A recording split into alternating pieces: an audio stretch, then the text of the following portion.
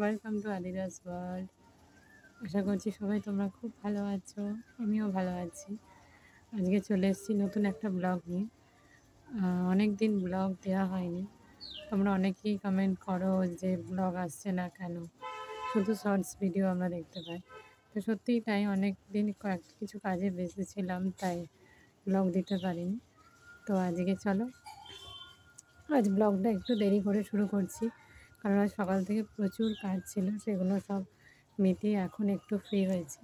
তাই ভাবলাম তোমাদের সঙ্গে একটু সময় কাটাই। তো তোমাদের আজকে একটা জিনিস দেখাবো। আমার একটা ছোট্ট প্রচেষ্টা বলতে পারো, আমি জানি না কতটা সাকসেসফুল, দেখাচ্ছিলাম। বন্ধুরা, আমার প্রচেষ্টার ফল এই যে গোলাপ গাছগুলো দেখছো, এগুলো আমি প্রায় 2 বছর আগেই গাছগুলো আমি এনেছিলাম বাড়িতে। কিন্তু এখন গাছের যা দশা, রোজ যত্ন না নেওয়ার ফল।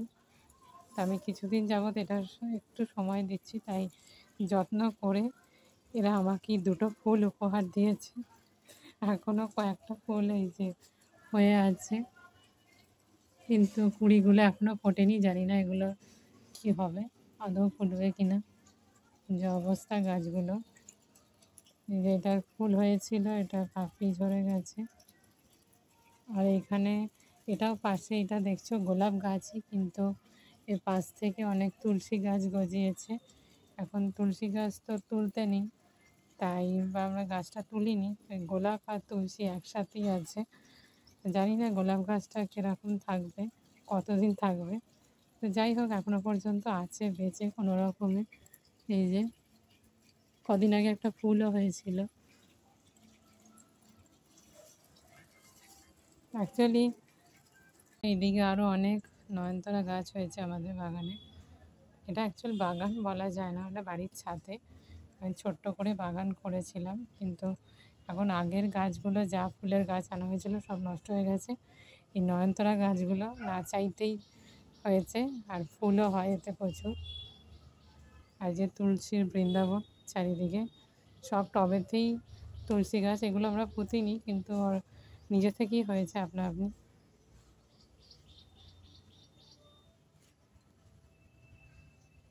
এই তুলসী গাছের পাতাগুলোয় পোকা এসে গেছে, এগুলো জানি না। অ্যাকচুয়ালি সবই হচ্ছে সেই যত্ন না নেওয়ার ফল আর কি, আমার প্রচেষ্টার ফল। অ্যাকচুয়ালি আমি গাছের প্রতি একদম যত্ন নিই না। গাছ করতে ভালো লাগে, লাগাতে ভালো লাগে, কিনে আনতে ভালো লাগে, কিন্তু যত্ন করতে একদমই ইচ্ছা হয় না। যখন করলাম, খুব গাছের ভাগ্য হয়তো যে আমি যত্ন করছি সিরিয়াসলি, তারপরে আর সেগুলো হয় না। আর যার ফলেই গাছগুলোর এই দশা। আর তোমাদের কাছে যদি কোনো টিপস থাকে, প্লিজ বলো যে অল্প পরিশ্রম করে কিভাবে গাছকে ঠিকঠাক রাখা যায়। কারণ এই গোলাপ গাছগুলোর ওপর আমার খুব কী বলবো, ভালোবাসা আছে। অনেক কষ্ট করে গাছগুলোর প্রত্যেকটা কালার খুঁজে খুঁজে আমি এনেছিলাম এখানে, কিন্তু একটুও যত্ন করা হয় না বলে গাছগুলো। কিন্তু ওরা আমার সাথে বেইমানি করেনি। ওরা কিন্তু যখন মাঝের মধ্যেই 2-1টা ছোটো ছোটো ফুল দেয় আমাকে। তো যাই হোক, ইচ্ছা আছে এবার একটু গাছের প্রতি যত্ন নেওয়ার, কিন্তু কীভাবে নেবো, কেন এখন যা গাছের অবস্থা তাতে জানি না। এই যে দেখো,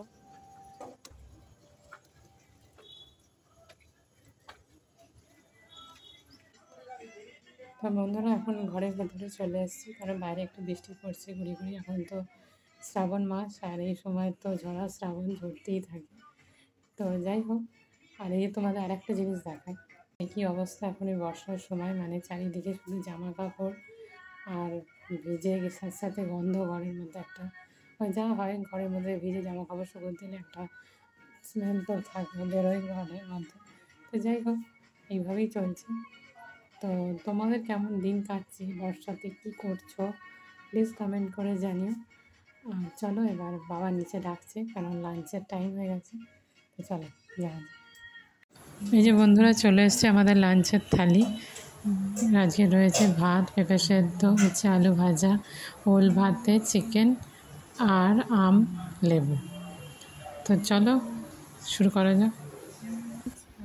গুড ইভিনিং। লাঞ্চের পর আর তোমাদের সঙ্গে কথা বলতে পারিনি, খুব টায়ার্ড লাগছিলো, তাই একটু ঘুমিয়ে পড়েছিলাম।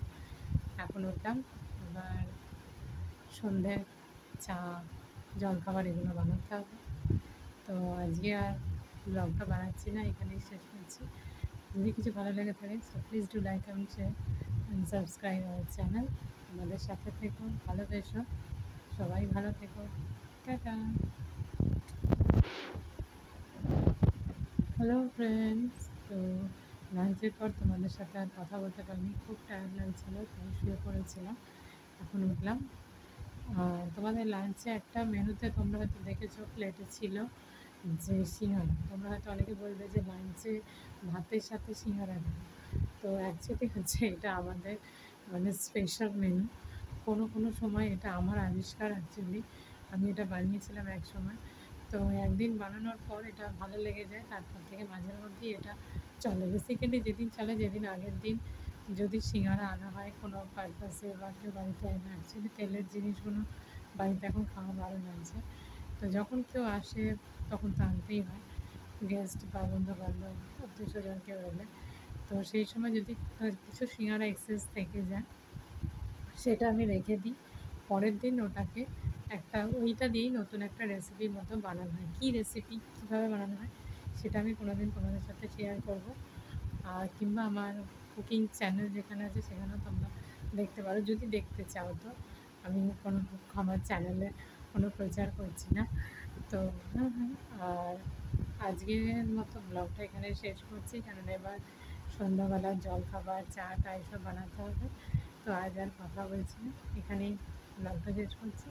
তোমরা সবাই ভালো থেকো, আমাদের সাথে থেকো। আর যদি ব্লগটার কিছু ভালো লেগে থাকে তো please do like, comment, share and subscribe আমার channel. Thank you, bye by.